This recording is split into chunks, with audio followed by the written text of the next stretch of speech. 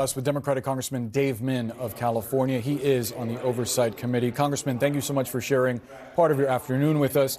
So again, none of these images show any sexual misconduct, nor are they believed to depict underage girls. What do you think the public should take from these images? Again, these are more breadcrumbs, and we already knew that Jeffrey Epstein had a very powerful network of very wealthy people, very powerful people, from both Democrats and Republicans.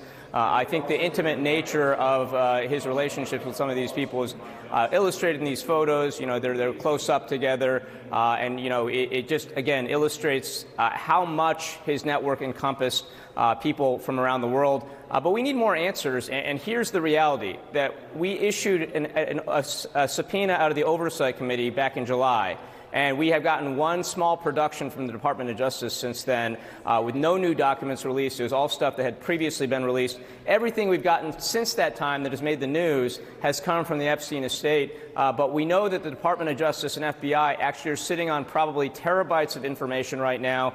They did a lot of witness interviews. They have computer records, including video that Epstein was taking of his properties, apparently in his bedrooms, that might give us a lot of information. In fact, the supervising attorney that was leading the case against Epstein said that the computer evidence was the smoking gun. Right now, we're also seeking banking records, but we wish that the DOJ and FBI would cooperate. And as Ranking Member Robert Garcia pointed out in the clip you showed earlier, one person right now could order the release of all the files. We could get all the answers we need right away, and that's Donald Trump.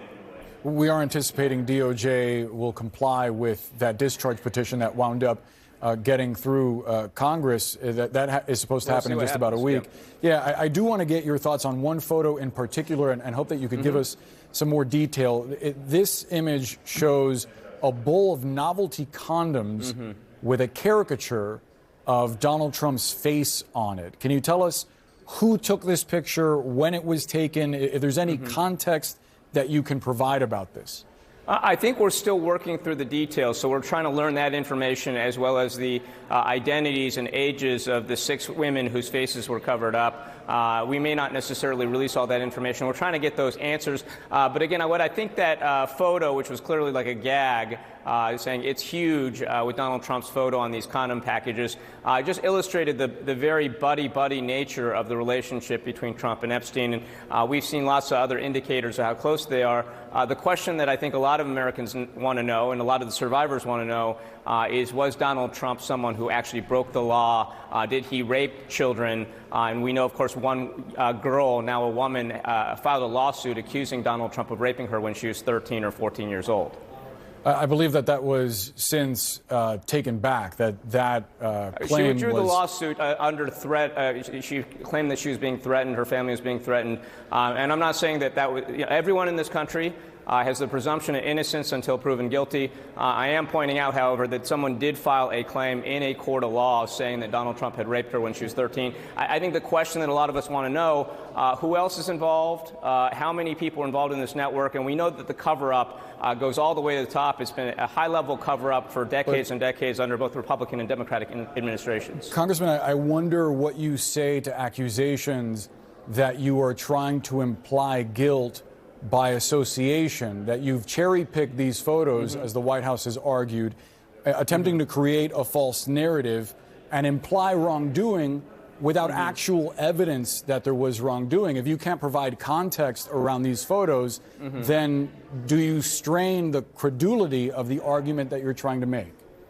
Again, the argument we're trying to make is not that anyone in particular is guilty or not guilty. The argument we're trying to make is that we need answers. And for that to happen, the Epstein files need to be released in their entirety. Right now, the Department of Justice and the FBI are sitting on the vast bulk of documents, including, we believe, the video evidence, the computer files that they had seized from multiple states that, again, the supervising attorney described as a smoking gun that would blow the case wide open. It was never released. It was never used in any court filings, but we want that information. And again, we just want justice for the survivors. It may implicate a lot of Democrats, as we're getting some indications of. It may implicate Republicans. At the end of the day, it doesn't matter. This country is about the rule of law, one rule of law for everybody. Whether you're the president or an average Joe, whether you're a billionaire or just someone struggling to get by, the same rule of law should apply to all of us.